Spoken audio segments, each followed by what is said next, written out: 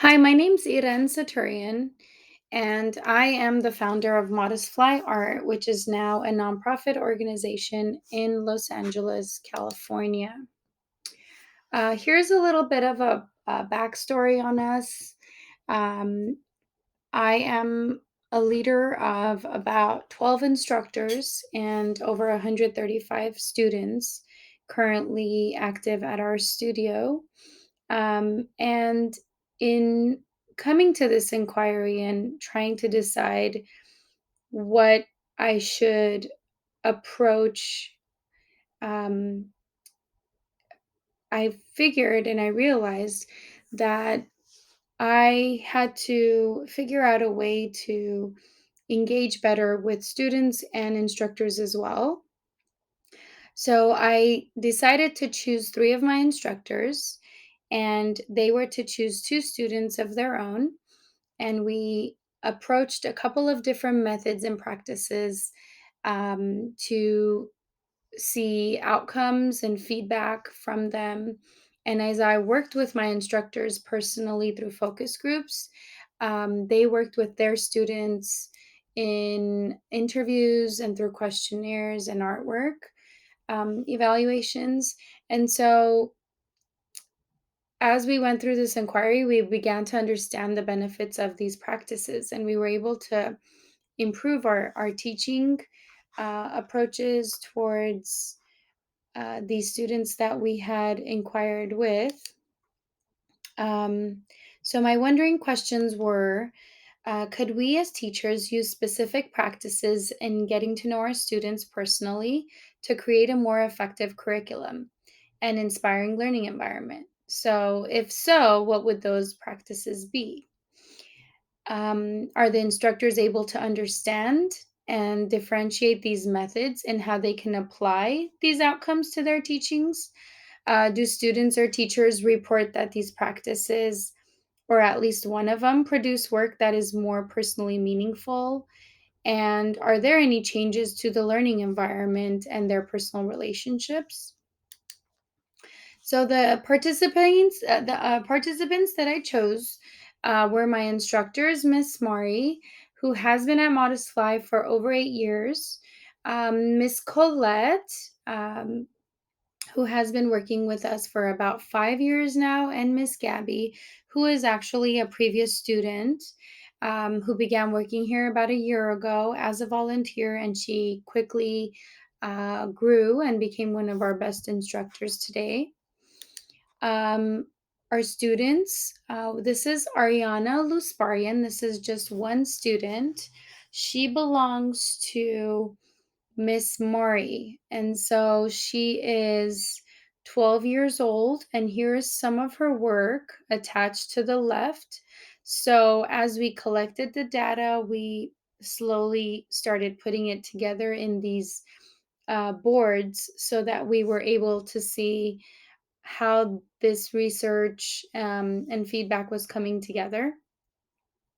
So as you can see, we have a couple of questionnaires, culture worksheet that we did with them to find out more about their backgrounds and their past. We have their artwork, which kind of gives us an idea of their personal selves, and then just a few facts about them at the bottom. This is student number two. It's Lena Markari, and she is actually Miss Mari's second student. She is 14 years of age, and here's some of her work. She is into anime drawing, so you could see that in that middle sketch there. Her questionnaire is to the right, so she has a very apparent way of showing her feelings and her thoughts as she writes in these big letters, and her handwriting is very unique, as is her drawing skills. So there's a little bit about Lena on the bottom there too. Number three is Lillian. Lillian is Miss Colette's student. She is young. She is only 7. Here's a couple of her pieces. That's a self-portrait of herself as a superhero. Um, And then she's beginning this Klimt masterpiece on the right where she started sketching. So we kind of wanted to show her beginning drawing steps with that piece there. And Lillian actually has a twin sister. So it's always interesting to see the difference between them and the similarities. Um, Zoe is Miss Colette's student as well. She is, I want to say, she is 12 years old as well. She's turning 13 early next year. So she has good basic skills, as you can see in the left sketches there. Her questionnaires are very neatly written. So she's a very collected, organized young girl. As you can tell from her handwriting there. On the bottom is a little bit of different facts about her. So she speaks a bit of Tagalog, and let's see, she already has a sense of drawing three-dimensional forms. She is a fairly new student, so she's been with us for about 3 months, 2 to 3 months. Um, and here's Amelia. Amelia is Miss Gabby's student. She is fairly young. She is only 6. Here's a little bit of writing exercises from her where she answered some questions about herself and a culture worksheet as well.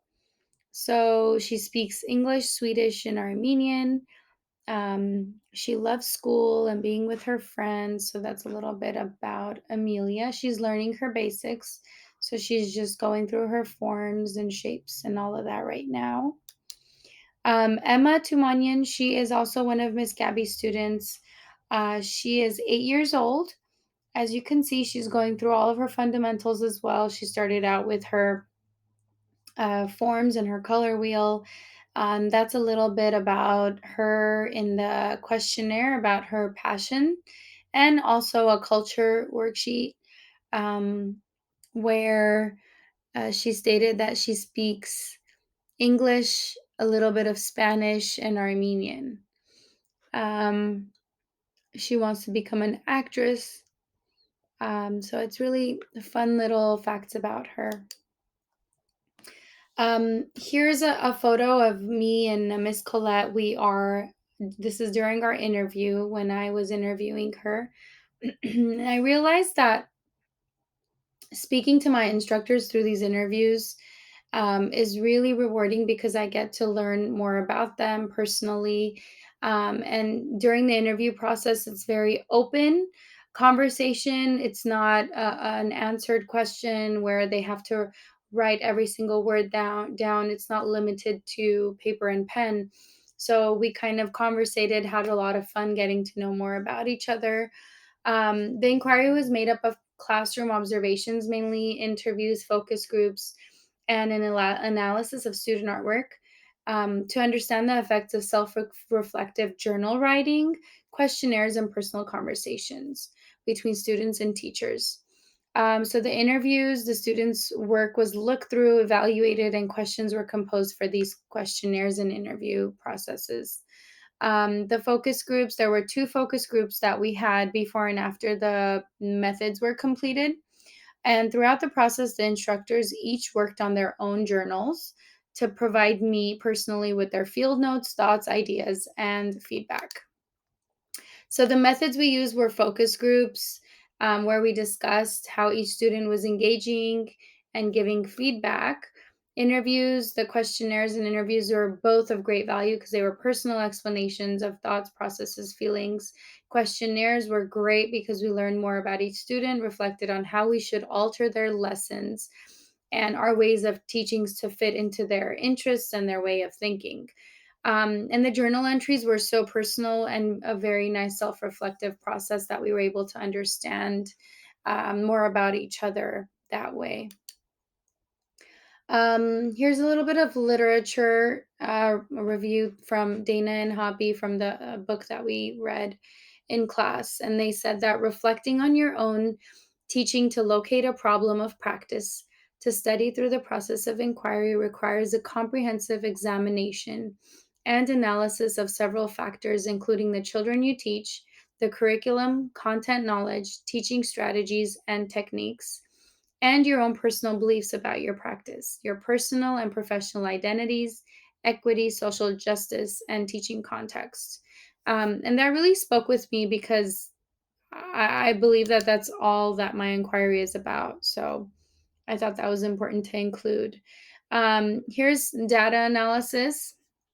The data from all the participant interviews were collected. They were interpreted into formative and summative memos, and the memos consisted of teaching processes each instructor has when they come into class. They organize their surroundings, lessons, and props, and whatever else they need to get themselves mentally ready, physically and mentally ready. Each instructor recalled a memory they had with a student that was important. They chose specific students for their inquiry and why they chose them. They shared their thoughts about how they felt about their own teaching method. And they each had a different outlook on their practice. So they rated themselves with scores. They all spoke on an average basis regarding their confidence levels, but spoke highly of how rewarding their work is when their students finally come through and they show improvement. So to the left here, you'll see a few examples of different culture worksheet, writing exercise from one of the students, some artwork. I think that the best part about the data collection and analysis was how we worked together and how we shared our notes. The knowledge sharing throughout this inquiry was great and expansive. During that same process, there was so much happening with relationship building within our instructors as well, and them with their students. So it was very rewarding to see that process. So our my findings were interviews. Well, number one, interviews build confidence in the instructors because they got to they were able to really connect with their students and find out more about them. Students gained confidence themselves because they felt that they were being heard and they were being listened to, and they felt importance. The personalized curriculum that we were able to figure out based on these practices was a great, valuable finding because we could create a completely different teaching system for each child. And the shared inquiry was excellent because we were discussing so many different things. And I think that in doing that in time, so many things can change how they function and relate to each other. And so Levine says, in practical terms, think about student interests first. Combine it with the skills you are teaching. The key to student engagement is capturing students' attention with something that they want to know. And that really related with me because that's what we're trying to do in our inquiry. So, moving through this inquiry, I came to realize that if we learn about each student and choose to cater to them as individuals instead of looking at them as a classroom of students, we will be able to customize their learning path. It's now clear that the self reflective approach towards a more stable relationship between teacher and student is important to the quality of a student's education. Relationships should be priority as teachers to create. As I get to know my instructors, they can work through getting to know their students. And with that ladder in place, I think that we can have a flow of knowledge. Here's a little bit of testimonies from Miss Gabby, Miss Mari, and Miss Colette. This is how they responded to the whole inquiry. So they're all very positive feedback.